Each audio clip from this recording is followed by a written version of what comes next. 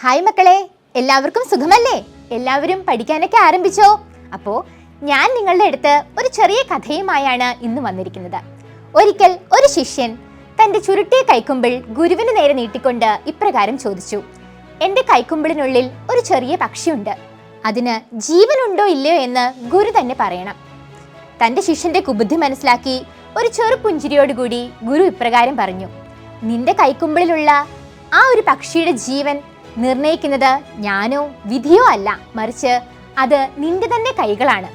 അതെ, ഇത് നമ്മുടെ കഥയാണ്. നമുക്ക് മുൻപിൽ വിജയവുമുണ്ട്, പരാജയവുമുണ്ട്. ഏത് വേണം എന്ന് നിർണയിക്കുന്നത് വിധിയല്ല, അത് നമ്മൾ തന്നെയാണ്. അപ്പോൾ ഈ വിജയത്തിലേക്ക് നിങ്ങളെ എത്തിക്കാൻ ചെറിയ ചില ടിപ്സുമായിട്ടാണ് ഇന്ന് ഞാൻ നിങ്ങളുടെ മുൻപിൽ എത്തിയിരിക്കുന്നത്.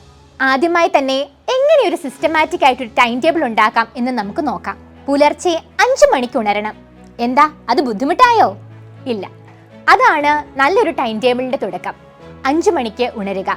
അതിനുശേഷം ഒരു അരമണിക്കൂർ സമയം നമ്മുടെ പ്രഭാതകൃത്യങ്ങളൊക്കെ നിർവഹിക്കാനായി നമുക്ക് എടുക്കാം.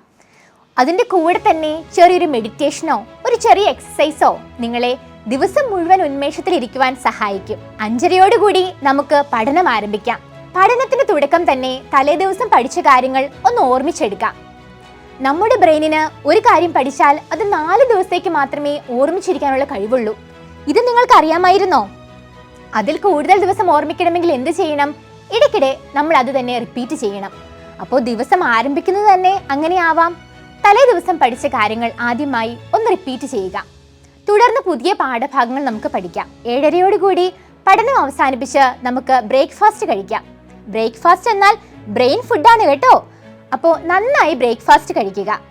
അതിനുശേഷം വീണ്ടും പഠനം തുടരാം. പല പല സെക്ഷനുകളായി നമുക്ക് ഉച്ചവരെയുള്ള സമയത്ത് പഠിക്കാം. ഈ പഠനം എങ്ങനെ വിരസതയില്ലാതെ ആക്കാം? പല വിഷയങ്ങൾ നമുക്ക് പഠിക്കാം. ഒരേ വിഷയം തന്നെ തുടർച്ചയായി പഠിക്കുന്നത് ആ ഒരു സമയം മുഴുവൻ നിങ്ങളെ ഒരു മടുപ്പിലേക്ക് നയിച്ചു. അതിനുശേഷം നമുക്ക് ഉച്ചയൂണ് കഴിക്കാം. ഉച്ചയൂണിന് ശേഷം അല്പം വിശ്രമം ആവാം കേട്ടോ. എങ്ങനെ വിശ്രമിക്കാം? ഉറങ്ങിക്കഴിഞ്ഞാൽ ചിലപ്പം അത് നിങ്ങൾക്കൊരു ക്ഷീണത്തിന് കാരണമായേക്കാം. അതിനാൽ പുറത്തുകൂടിയൊക്കെ ഇറങ്ങി കുറച്ചും കൂടി പ്രകൃതിയെയൊക്കെ ഒന്ന് കാണാനായിട്ടൊക്കെ ആ സമയം നമുക്ക് ഉപയോഗിക്കാം. അല്ലെങ്കിൽ നിങ്ങളുടെ വീട്ടിൽ തന്നെ പെറ്റ്സ് ഒക്കെ ഉണ്ടെങ്കിൽ ആ പെറ്റ്സിനെ ഒന്ന് കളിപ്പിക്കുകയോ ഒക്കെ ചെയ്യാം. ഇതൊക്കെ നമുക്കൊരു ചെറിയ ഉല്ലാസ സമയമായി കൂടെ തന്നെ എടുക്കാം. അതിനുശേഷം വീണ്ടും പഠനം തുടരാം. വൈകിട്ട് ഒരു 4 മണിയോടുകൂടി പഠനം അവസാനിപ്പിച്ച് നമുക്ക് കുളിക്കുവാനും കാപ്പി കുടിക്കുവാനും ഒക്കെയുള്ള സമയമായിട്ട് എടുക്കാം. അതിനുശേഷം വീണ്ടും പഠനം തുടരാം. ഈ ഒരു സമയം ഒരു 7 മണി വരെ നമ്മൾ കണ്ടിന്യൂ ചെയ്യണം. അതിനുശേഷം 7 മണിക്ക് നിങ്ങൾക്ക് സന്ധ്യാപ്രാർത്ഥനയോ അതിനുശേഷം നിങ്ങളുടെ ഡിന്നർ ടൈമോ ഒക്കെയായി തിരഞ്ഞെടുക്കാം. വൈകിട്ട് ഒരു 11 മണി വരെ പഠിച്ചാൽ മതി കേട്ടോ. 11 മണിക്ക് ശേഷം നമ്മുടെ ബ്രെയിൻ ടോക്സിൻസ് ഒക്കെ പ്രൊഡ്യൂസ് ചെയ്യും എന്നാണ് സയന്റിഫിക് തിയറീസ് പറയുന്നത്. അതുവരെയുള്ള സമയം നമുക്ക് വളരെ പ്രയോജനകരമാക്കാം. ഇനി ഓരോ സബ്ജക്റ്റും എങ്ങനെയൊക്കെ നമുക്ക് പഠിക്കാം എന്ന് നോക്കിയാലോ? അപ്പോൾ ഫിസിക്സ്, മാത്സ്, കെമിസ്ട്രി എന്നീ സബ്ജക്റ്റുകൾ പഠിക്കുമ്പോൾ കുറച്ചുകൂടെ പ്രോബ്ലംസ് വരാനുള്ള ചാൻസ് ഉണ്ട് അല്ലേ? അപ്പോൾ നമ്മൾ ഈ പഠിക്കുന്ന സമയത്ത് ഉച്ചയോടടുത്ത സമയങ്ങൾ, ഉച്ചയ്ക്ക് ശേഷമുള്ള സമയങ്ങളൊക്കെ പലപ്പോഴും മടുപ്പിന്റെ സമയങ്ങളാണ്. ഈ സമയത്തൊക്കെ നമുക്ക് ഈ പ്രോബ്ലംസ് ഒക്കെ ചെയ്താൽ മടുപ്പും അകറ്റാം. അതേപോലെ തന്നെ അതൊക്കെ പഠിക്കാനും സാധിക്കും. ചെറിയ ചെറിയ ഇക്വേഷനുകളൊക്കെ ഷോർട്ട് നോട്ടുകളായി നിങ്ങൾക്ക് എഴുതി സൂക്ഷിക്കാം. എല്ലാ പാഠങ്ങളും പഠിച്ചു തീർക്കുമ്പോഴും അത് പഠിച്ചപ്പോൾ നിങ്ങൾ എഴുതി വെച്ച നിങ്ങളുടെ ഷോർട്ട് നോട്ടുകൾ നിങ്ങൾക്ക് വീണ്ടും നോക്കാവുന്നതാണ്. റെപ്പിറ്റേഷന്റെ സമയത്ത് സമയം ലാഭിക്കാനായിട്ട് നമുക്ക് ഈ ഷോർട്ട് നോട്ടുകൾ ഉപകാരപ്പെടും. അതേപോലെ തന്നെ ഇക്വേഷനുകളൊക്കെ വിവിധ നിറങ്ങളിലുള്ള പേനകൾ കൊണ്ട് എഴുതി നമുക്ക് ഭിത്തിയിലൊക്കെ ഒട്ടിച്ചു വെക്കാം. നിങ്ങൾ എങ്ങോട്ട് തിരിയുമ്പോഴും ഈ ഇക്വേഷനുകൾ നിങ്ങളെ അതാത് ചാപ്റ്ററുകൾ ഓർമ്മപ്പെടുത്തിക്കൊണ്ടേയിരിക്കും. അപ്പോൾ ഇതെല്ലാം നിങ്ങൾക്ക് ടിപ്സ് ആയിട്ട് ഉപയോഗിക്കാം കേട്ടോ. ബയോളജിയിലുള്ള കൺസെപ്റ്റുകൾ നിങ്ങൾ വായിക്കുമ്പോൾ ഓരോ വേർഡിങ്സ് മതി. ആ വേർഡിങ്സ് നിങ്ങൾക്ക് ഷോർട്ട് നോട്ടുകളായി എഴുതി സൂക്ഷിക്കാം. ഈ വേർഡിങ്സ് പിന്നെ കാണുമ്പോൾ ആദ്യമൊക്കെ നമുക്ക് റിപ്പീറ്റേഷന്റെ സമയത്ത് എന്താണെന്ന് ഓർമ്മ കിട്ടില്ല കേട്ടോ. അപ്പോൾ ഒട്ടും ഭയം വേണ്ട. അത് തന്നെ നിങ്ങളുടെ പേജുകൾ എടുത്ത് മറിച്ചു നോക്കാം. പിന്നെ പിന്നെ നിങ്ങൾക്ക് ആ ടേമുകൾ കാണുമ്പോൾ തന്നെ അത് എന്താണെന്നുള്ളത് മനസ്സിലാക്കാനും സാധിക്കും. എല്ലാ ദിവസവും ക്വസ്റ്റ്യനുകൾ ചെയ്ത് പഠിക്കുവാൻ ഒരു പ്രത്യേക സമയം നിങ്ങൾ അലോട്ട് ചെയ്യണം. കാരണം ഓരോ ക്വസ്റ്റ്യനുകളും എങ്ങനെ അറ്റൻഡ് ചെയ്യണം എന്നുള്ളത് ക്വസ്റ്റ്യൻസ് പ്രാക്ടീസ് ചെയ്യുന്ന വഴി മാത്രമാണ് നമുക്ക് ലഭിക്കുന്നത്. പഠനം കുറച്ചുകൂടി ആനന്ദകരമാക്കാൻ നിങ്ങൾക്ക് വിവിധ ക്ലാസ്സുകളെ പറ്റിയുള്ള വീഡിയോകളൊക്കെ കാണാം കേട്ടോ. പല കാര്യങ്ങളും കാണുമ്പോൾ നമ്മുടെ മൈൻഡിൽ കുറച്ചുകൂടി സമയം നിലനിൽക്കുന്നതാണ്. അതേപോലെ തന്നെ ഇടയ്ക്കിടയ്ക്ക് ബ്രേക്ക് എടുക്കുമ്പോൾ നിങ്ങൾക്ക് ഇഷ്ടമുള്ള പുസ്തകങ്ങളൊക്കെ വായിക്കാം കേട്ടോ. അപ്പോൾ അങ്ങനെയുള്ള പുസ്തകങ്ങൾ വായിക്കുമ്പോൾ നിങ്ങളുടെ മനസ്സിനതൊരു ആനന്ദകരമായ ഒരു നിമിഷങ്ങളായിരിക്കും സമ്മാനിക്കുക. അതേപോലെ തന്നെ പച്ചപ്പിലേക്ക് നോക്കുന്നത് കുറെ കൂടെ നമ്മുടെ ബ്രെയിനിനെ ഒന്ന് റിലാക്സ് ചെയ്യാനായിട്ട് സാധിക്കും. പിന്നെ വെള്ളം കുടിക്കാൻ മറക്കരുത് കേട്ടോ.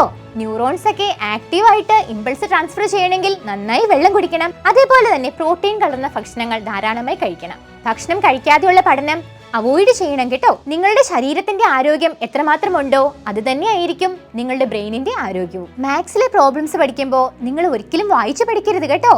അത് എഴുതി ചെയ്ത് തന്നെ പഠിക്കണം.